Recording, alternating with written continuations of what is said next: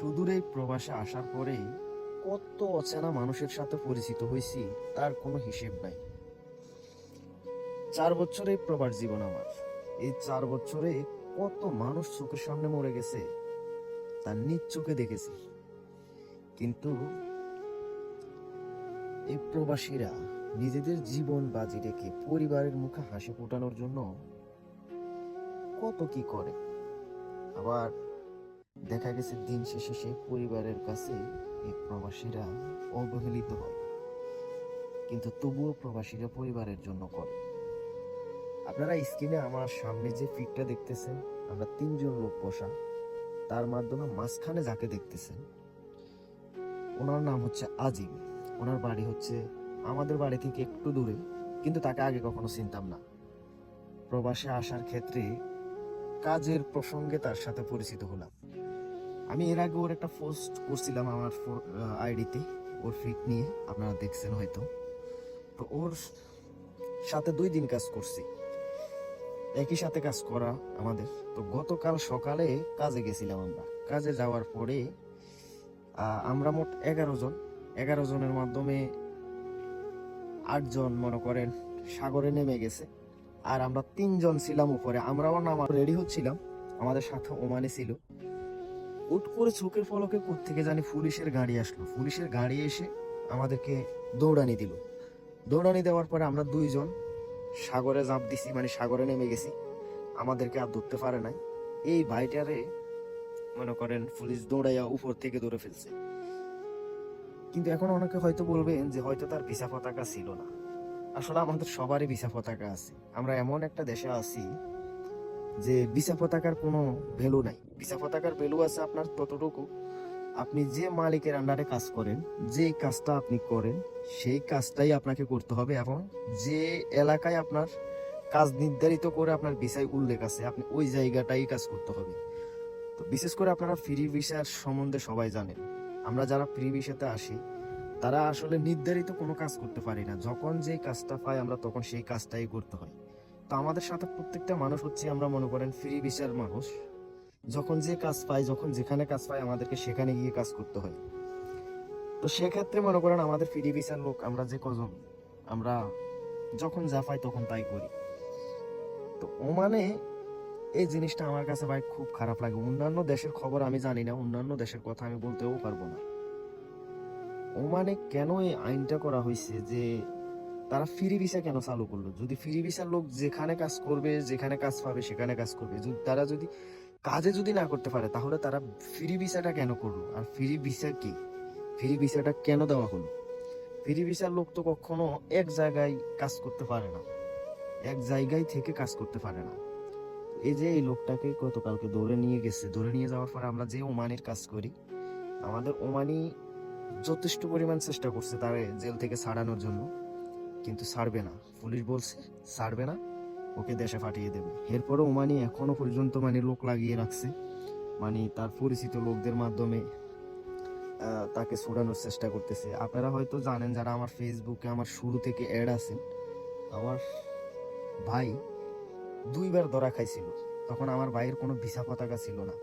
প্রথম যখন আমার ভাই ধরা খায়, আপনার 23 সালে যখন আমার ভাই ধরা খায়, তখন আমার বাইরে ওমানি যথেষ্ট পরিমাণ হেল্প করছে এবং ছুটাইছে। টাকা পয়সা যাই গেছে ওমানির গেছে, তখন ছুটাইছে আমার ভাই।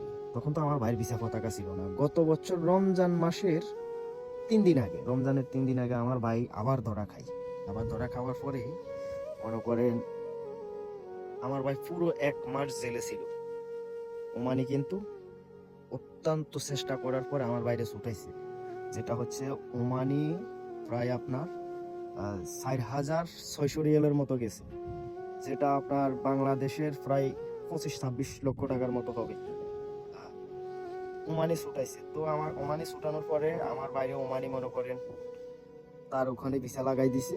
তো এখান থেকে অর্ধেক আমার বাইর থেকে কাটতেছে প্রতি মাসে মাসে, আর অর্ধেক ওমানি দিবে। তো এই বাইটা ধরা খাওয়ার পরে মনে করেন ওমানি এরপরে চেষ্টা করতেছে, জানি না আল্লাহ তাআলা তার নসিবে কি রাখছে।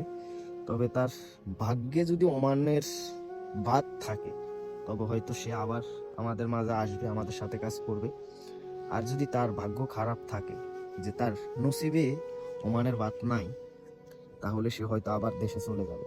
তবে এখানে সবচাইতে মানে দুঃখজনক কথা হচ্ছে, তার সে ছুটিতে বাড়িতে গেছিল, ছুটিতে বাড়িতে যাওয়ার পরে সে তার আসার সময় রিটার্ন টিকিট করার জন্য টাকা ছিল না। যতটুকু শুনছি সে তার ওয়াইফের স্বর্ণ বন্ধক রেখে টিকিট করে আবার প্রবাসে আসছে। আর মিডল ইস্টের যারা লেবারি কাজ করে প্রবাসীদের ইনকাম কেমন হবে সেটা আপনারা সবাই জানেন। মিনিমাম 50,000 বা 60,000 এভারেস্ট গড় হিসাব করলে। তো হচ্ছে আপনার তার ফ্যামিলিতে সে একাই কর্মজীবী, তার কর্মের উপরে তার ফ্যামিলি নির্ভরশীল, তার পেছনে তার কোনো ভাই নাই, তার বড় ভাই নাই, ছোট ভাইও নাই, সে একজনই, এবং তার বাবা নাই, তার ফ্যামিলিটা তার উপরে ডিপেন্ডেন্ট।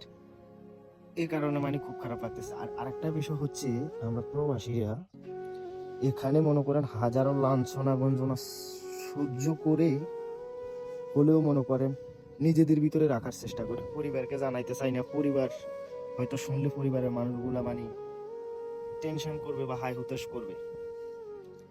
তো আমরা প্রবাসীরা যদিও একজন আরেকজনকে পূর্ব থেকে চিনি না, তবুও এই যে প্রবাসের ক্ষেত্রে, প্রবাস আসার পরে থেকে মনে করেন এক একজন হয়ে যায় এক একজনের ভাই, বন্ধু, পরম আত্মীয়, কিন্তু পূর্বে কখনো কেউ কারোর সাথে চেনা পরিচয় ছিল না।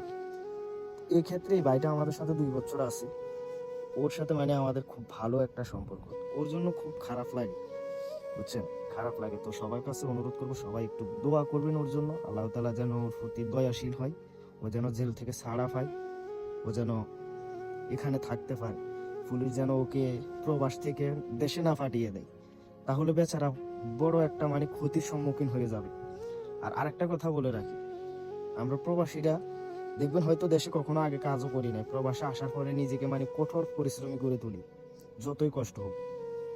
এরপরে যখন একটা প্রবাসী যখন তার কোনো কাজ ক্ষেত্রে বা কোনো ভিসা জড়িত কোনো সমস্যার কারণে সে হয়তো প্রবাস থেকে দেশে চলে যাওয়া লাগে একেবারেই, যদি তার কাছে মনে করেন অর্থকড়ি না থাকে, তার যদি কোনো ব্যাংক ব্যালেন্স না থাকে, তখন সে বাংলাদেশে যাওয়ার পরে তার বিশাল একটা সমস্যার সম্মুখীন পোহাতে হয়।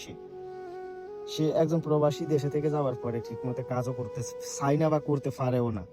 আমি এটা দেখছি আমাদের এলাকার অনেক প্রবাসী যারা একেবারে ওমান থেকে বা প্রবাস থেকে চলে গেছে, যাওয়ার পরে তাদের কোনো মনে করেন কোনো ইনকাম আসে না, সেই বাড়িতে যাওয়ার পরে কোনো কাজ করতে পারে না। ওই যে একটা নাম, একটা ট্যাগ হয়ে যায়, একজন প্রবাসী দেশে যাওয়ার পরে কাজ করলে তাকে মানুষ কি বলবে, এলাকার মানুষ। আর আমাদের বাংলাদেশের মানুষ তো হচ্ছে মনে করেন কে কাকে নিয়ে কতটুকু টিটকারি করে তৃপ্তি উপভোগ করতে পারবে সেই প্রতিযোগিতায় নেমে যান। আমাদের বাংলাদেশের মানুষের স্বভাবটাই হচ্ছে এরকম, বুঝছেন।